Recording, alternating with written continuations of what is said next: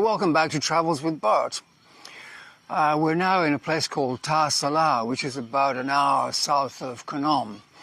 And as I mentioned at the end of the Chonburi video, the next few episodes I'd like to do places close to home.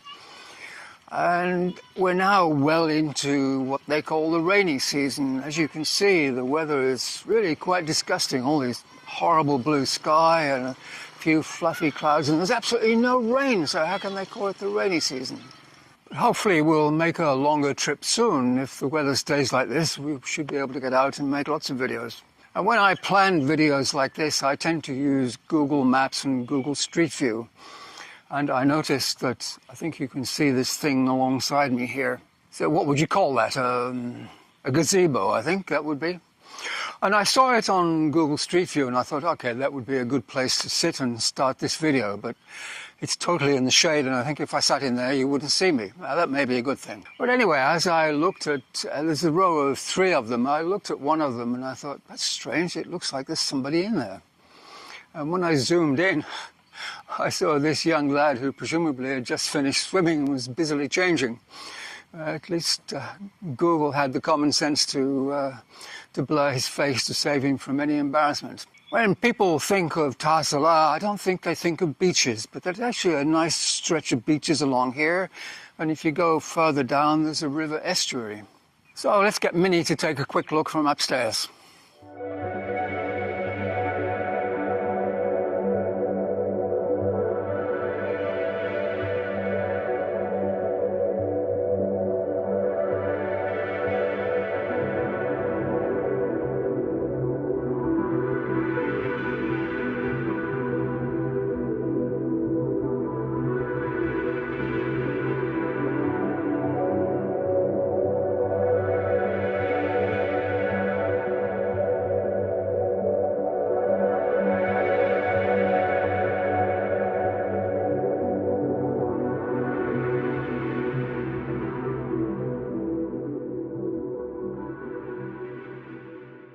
Interestingly, I read an article just a few days ago which was talking about this area, and they said that they were planning to make this into a much bigger road and build parks and expand the beach area, picnic areas, and very interestingly, they said that they were going to build a 4-lane road over the river there, and I thought, that's a crazy thing to do, there's nobody here.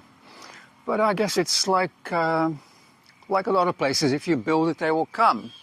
Well, maybe it is a good idea because you'd be able to drive from here all the way up to Sichuan, which is maybe about 55 kilometers away. And then I thought, if they build another bridge over the river at Sichuan, you'd have a beautiful coastal road all the way from Tha Sala right up to Phnom,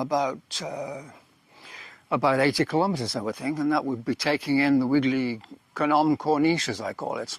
As I say, most people don't come here. They think of Tha Sala and they think of the main highway 401, which runs alongside the edge of the town. And most people come to the big supermarket there, which used to be called Tesco Lotus, which people tended to pronounce as one word, Tesco Lotus. But now they've changed it to Lotuses. Is that how you pronounce it? Lotuses? And do you say that I normally do my shopping at the Lotuses? I don't know, stupid name. So anyway, you've seen the beach area now, so we'll take a drive inland and we'll go around the town and we'll see, I have no idea what, and I don't know where we're going to end up. But we will start at the river area, which is only about a couple of kilometers that way. Well, actually, it's very difficult to see at ground level, so we'll get Minnie to go up and take a look from upstairs. So this is the confluence of the Tha Song and Bo Non rivers. That's a very big word for so early in the morning. Confluence. I like that. It's almost as woody as estuary. This is where the confluence disgorges into the estuary.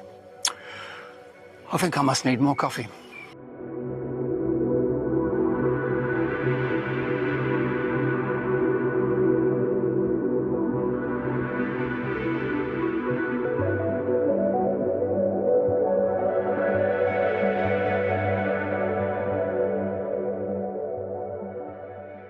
Well, I thought we'd better throw a traditional Thai Buddhist temple into the mix. This is Wat Tha Song, Yes, the same Tha Sala name as the river we visited earlier.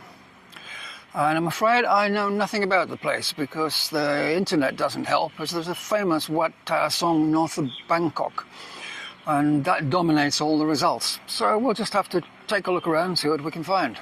Well, I think this very famous monk is the reason you come here. He seems to be looking out over the whole place. And I don't think there's any reason to go up the steps because we can see him quite nicely from here. And then over to the left, there's a very old, we'll start to bring the camera down a bit, there we go, which looks like it's seen better days, but we'll take a look over there.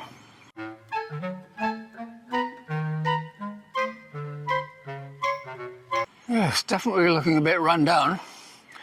Even the Pai Sima, or the boundary stones, need a lick of paint. The whole thing is a bit decrepit. Let's take a look at the other side.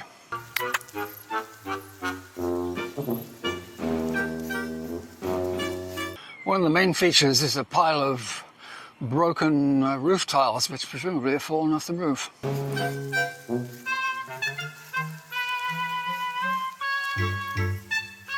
Well, it's a bit more light this side, but it doesn't look a whole lot better. I wonder if we can go inside. I guess we'll have to go up those steps and find out.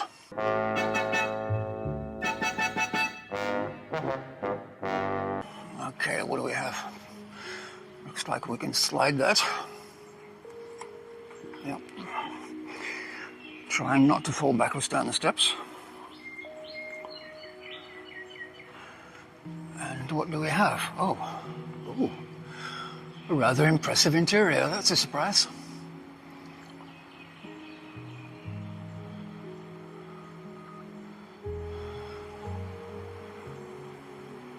Lots of spectacular murals.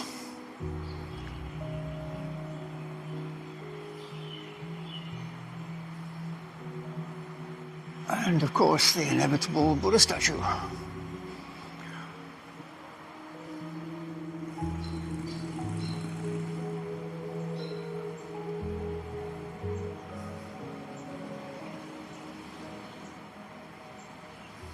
So we'll just have a sideways view of the big golden guy. And now for something completely different. This is Tha Sala wall art. Didn't we used to call these things murals? When did they become wall art? Oh well, I guess wall art is more descriptive. And they seem to be spread out all around the town, so I think I have a fair bit of walking to do if I want to catch them all. We're in what you might call the geographical centre of Tha Sala, which isn't really the city centre or town centre, so I don't really think it has one. Most of the main businesses are out on the main road, the 401, which is on the edge of the city. But I think geographically this is about the middle.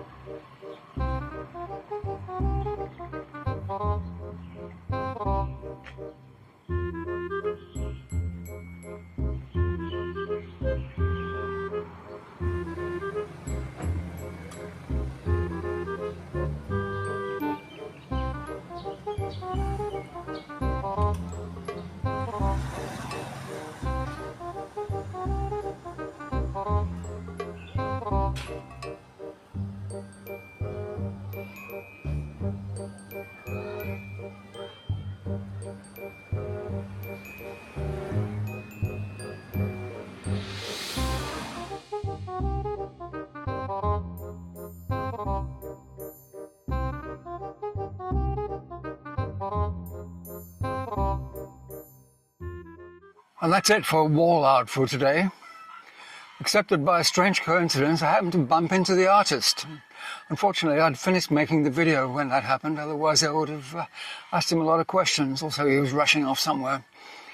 But he tells me that most of the murals the wall art are only about 9 to 12 months old, and they're still working on it. They're still painting walls all around Tha Sala. But anyways, now we're at a place called the Shrine of the White Horse Goddess.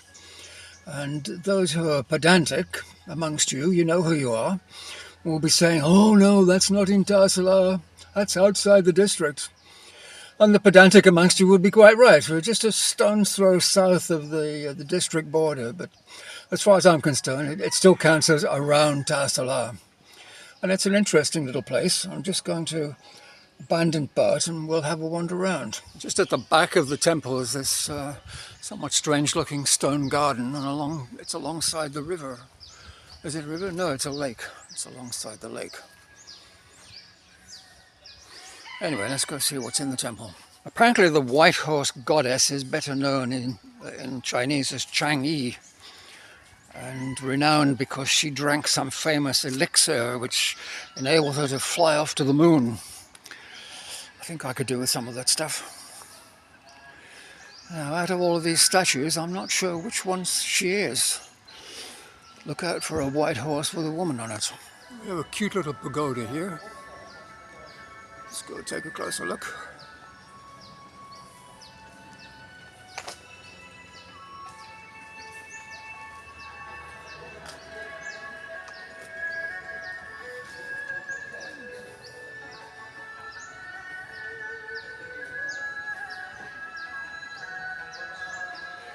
I think from looking at the pictures on Google Maps, I think this one here is the white horse goddess, but I'm not sure why I say that. There's a white horse there, but there's no one on it, so it's not her. There's a rather fierce-looking guy in the background there. And over at the back here we have the inevitable Guan Yin statue. This one here seems to be the main building, with lots of people doing things with orchids. Let's have a look what's in there.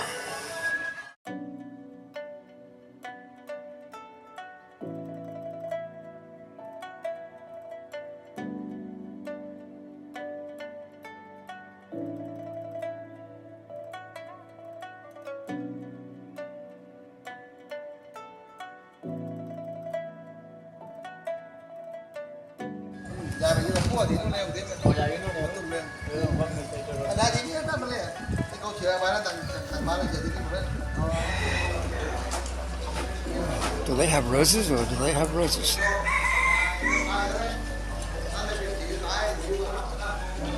They don't look terribly friendly.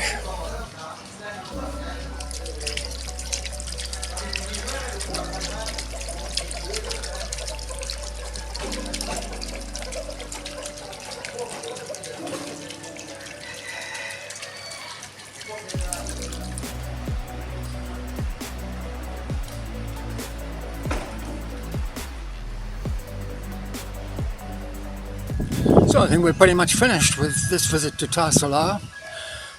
Not finished for good though, there's still plenty to see here, so we'll have to make some more trips. But for now, it's goodbye from Bert and it's goodbye from me. Goodbye.